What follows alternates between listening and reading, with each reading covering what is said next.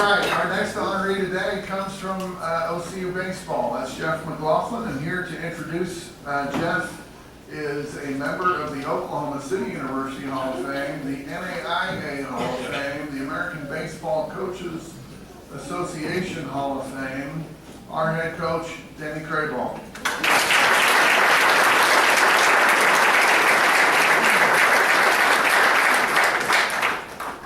Over my career here, it's been a lot of times I've been able to sit up here in front and do what I'm getting ready to do today. But I can tell you now, none of them has given me more pleasure than the person I was going to introduce today. And it even gives me even more pleasure that a month from now, I'm going to be sitting up in Indianapolis and inducting Jeff to be the sixth member of the OCU baseball program into the NAIA Hall of Fame. So I'm looking forward to that.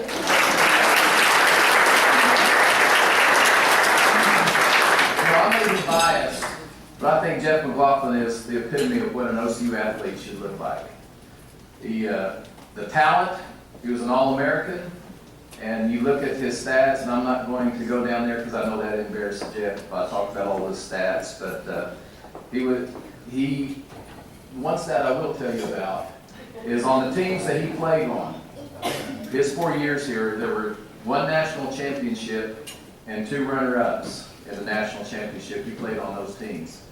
And he was a pitcher. He started out as a closer, then he became a starter. But Jeff McLaughlin, in probably the greatest time period of OCU baseball, in that little time frame, he was responsible for 25% of our wins during that time period as a pitcher, between saves and victories.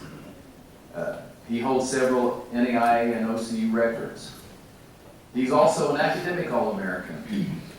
He's 3.68 GPA at OCU, graduated in criminal justice degree, and has gone on to a tremendous career in the Department of Justice and the criminal justice system here in the state of Oklahoma.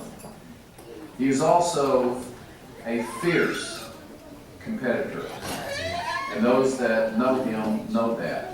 He wasn't afraid of anybody. He had a will to win and a desire to excel at everything he did, and he was a great teammate. And those people who played with him know that as well. His character issues are impeccable. He's one of those guys that I know as coaches we've all had these type of players, but very few of us have had a Jeff McLaughlin. I've been blessed with being able to have him and Joey. His brother came before him, and it's been just a great honor having them and knowing his family and getting to know them. They're just wonderful people. And Jeff, his character issues, again, just out of this world. He's a family man. He's a devoted father. He is a person that I'm proud to call him a friend. And Jeff McLaughlin is one of those guys that you just sit there and go, wow. And part of me, again, I'm biased, but he was the inaugural winner of the Jim White Award here at Oklahoma City, which exemplifies the best what is in an OCU athlete. And selfishly, I'm going to say we use Jeff McLaughlin as the model. We just looked at him, and when we wrote the criteria for that, it was all about Jeff. And Jeff is the guy that Keith and I compare. He is the standard that we can compare when you look at the whole program, the overall person of what an OCU baseball player is. And it is with great honor and just so much pride that I'm getting ready to introduce to you the next inductee into the OCU Athletic Hall of Fame, Mr. Jeff McLaughlin.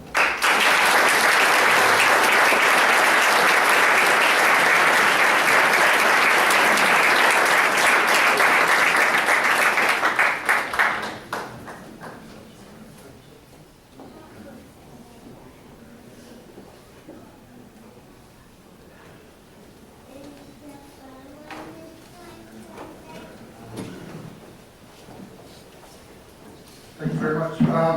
I think it's kind of funny that he would say that it would be a picture of an athlete, obviously. I don't look like an athlete.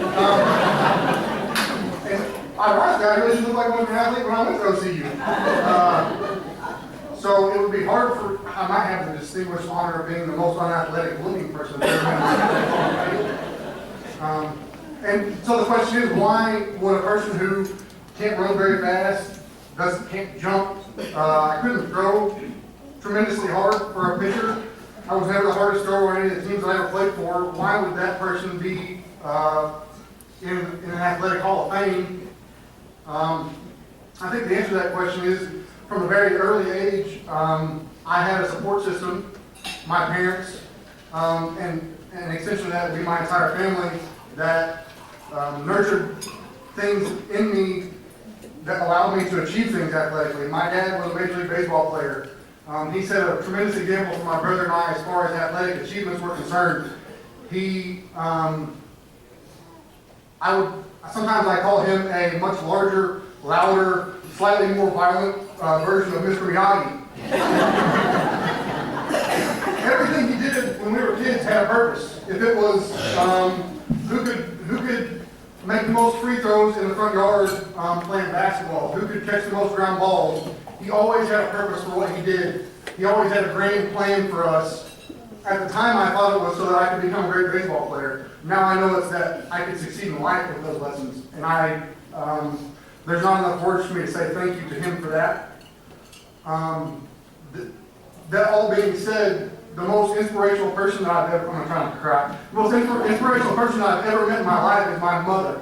My mother taught my brother and I always to work hard no matter what kind of adversity you were going through. No matter how difficult things were or seemed, my mother was always positive, always worked hard. When things got worse, she worked harder.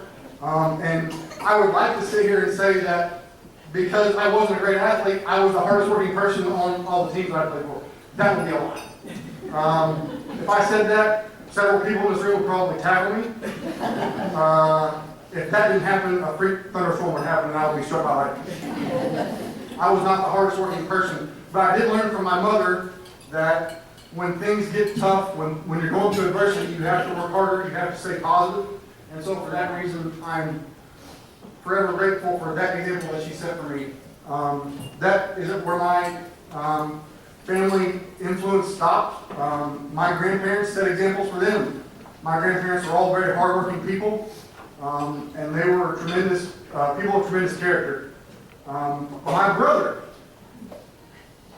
set a perfect example for me growing up. My brother is a very intelligent, hardworking person. Very athletic. My brother looks like an athlete. He is a good athlete. One of the most courageous and people with the most tremendous character I've ever met in my life is my brother. It was easy. It was easy for me to follow in his footsteps. When he came to OCU, the fact that we were a family who was very tight-knit, who was very traditional values.